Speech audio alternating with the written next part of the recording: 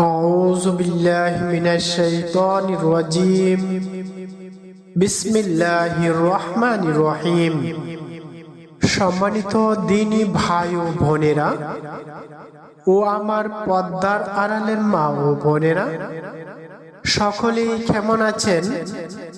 আশা করি আল্লাহর রহমতে সবাই ভালো আছেন। আপনাদের জন্য এই মুহূর্তে আরো একটি নতুন ভিডিও নিয়ে এসেছি।